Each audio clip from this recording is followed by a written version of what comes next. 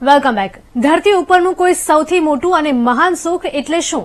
એવો કોઈ સવાલ પૂછે તો કદાચ અમીર અને ગરીબ દરેક વ્યક્તિનો એક જ જવાબ હોય, અને તે જવાબ એટલે કે ભરપેટ સ્વાદિષ્ટ ભોજન. જી હા, પેટનો ખાડો ભરાયેલો હોય તો મનુષ્યને જીવન સુખમય લાગે. આવી જ પેટપૂર્ણ ભોજનની તૃપ્તિ કરાવતા એક દંપતી અને તેમની નિષ્ઠાવાન સેવાની વાત એટલે મંજુબાનું રસોડું અને તેની લાગણીસભર સેવાકીય પ્રવૃત્તિની સુવાસ.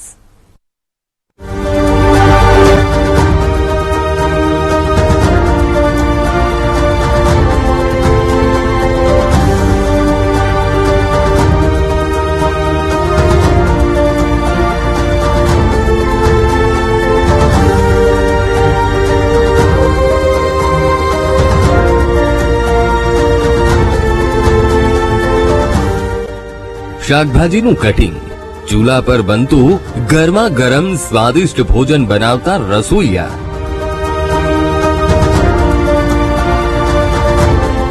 અને દમાદમ ચાલતી કામગીરી જોઈને તમને લાગતું હશે કે કોઈ મોટા માણસને ત્યાં ખૂબ મોટો પ્રસંગ હશે. ના તો કોઈ મોટા માણસનો પ્રસંગ છે કે ના તો કોઈ મોંઘેરા મહેમાન આવવાના છે.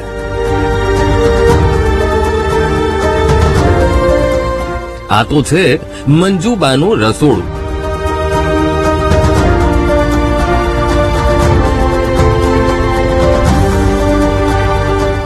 રસોડામાં બની રહેલું શુદ્ધ અને સાત્વિક ભોજન કોઈ નિરાધારની આંતરડી ઠારવા બની રહ્યું છે.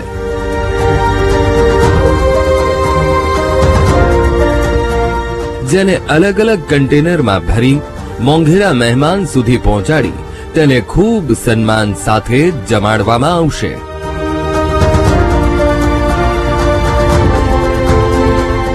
પોતાના માતા પિતાની ઈચ્છાને અવિરત વેગ આપવા મયુર કામદાર અને પ્રણાલીબેન કામદારે ભૂખ્યાની ભૂખ દૂર કરવા મંજુબા નામ સાથે મંજુબાના રસોડા થકી એક સન્માનિત પ્રવૃત્તિથી સત્કાર્ય કરી પોતાની ફરજ અદા કરી રહ્યા છે. હવે આ પ્રવૃત્તિ મારા મમ્મી એટલે કે મંજુબા ઘણા વર્ષોથી કરતા. તેઓ 2008માં ગુજરી ગયા, પણ એની પહેલા જયારે પણ તેઓ બહાર જતા ગાડીમાં મારા વાઇફ સાથે કે ડ્રાઈવર સાથે, તો ગાડીમાં 100 પેક 50 પેક રેડીમેડ ફૂડના કે સાથે સાથે અમુક કપડા સેન્ડલ આ તે એવું બધું લઈને જતા અને ગરીબોને રસ્તામાં વેચતા જતા.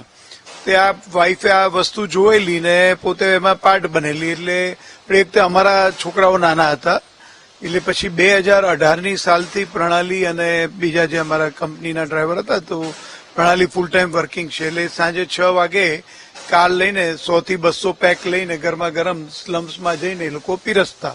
આ સેવા તો અમારે જ્યાં સુધી અમે લોકો છીએ ત્યાં સુધી ચાલુ જ રહેશે એવું અમે નક્કી કરેલું છે.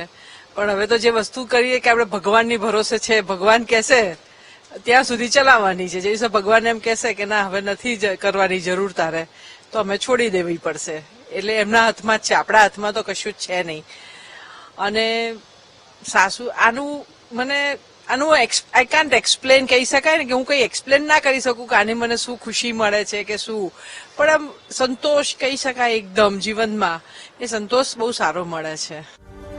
ચોખ્ખાઈનો સંપૂર્ણ ખ્યાલ રાખીને દરેક શુદ્ધ વસ્તુનો ઉપયોગ કરી બનતું આ ભોજન એવા આમંત્રિત મહેમાનો માટે તૈયાર થાય છે કે જેને ત્યાં બે ટાઈમ સ્વાદિષ્ટ અને ભરપેટ જમવું એટલે એક સોનેરી સ્વપ્ન ગણાય છે.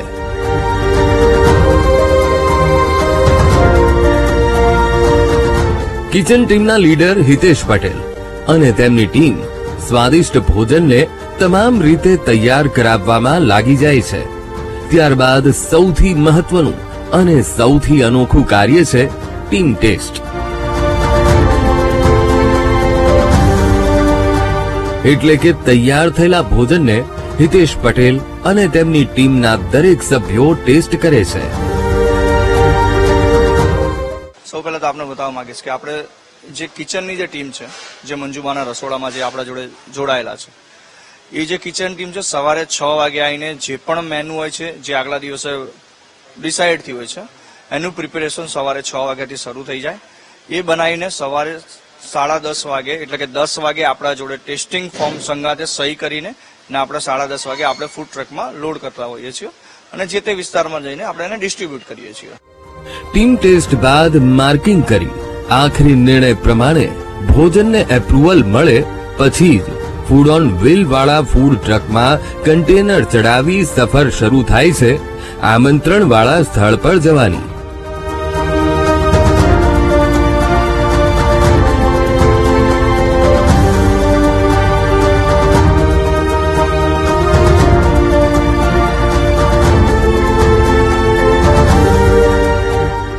જેટલી ચોખ્ખાઈ અને ચીવટ સાથે આ ભોજન જે લોકો માટે તૈયાર થાય છે તેઓ અમદાવાદ શહેરમાં અલગ અલગ ઝૂંપડપટ્ટી એટલે કે સ્લમ વિસ્તારમાં રહે છે.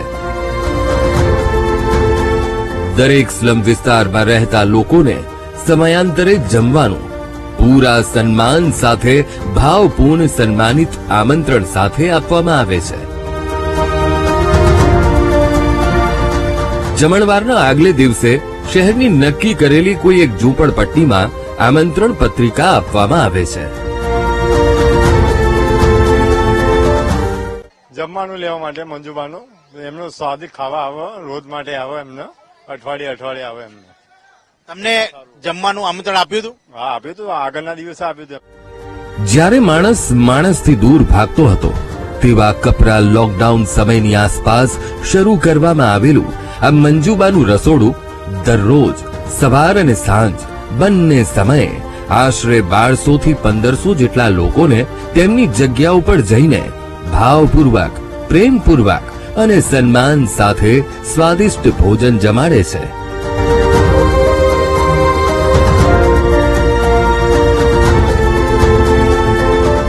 તમે જમવા આવ્યા છો, કેવું જમવાનું હોય છે? જમવાનું સરસ હોય છે, કાયમ માટે આવે છે. જાર હતા લેવાઈએ જ છે, અમે જાર ગાડી હતા લેવાઈએ જ, સરસ હોય છે. સમાજ પ્રત્યેની નિસ્વાર્થ સેવામાં કામદાર દંપતીના સૈનિકોની ટીમ પણ પોતાનું કર્તવ્ય નિષ્ઠાથી નિભાવે છે.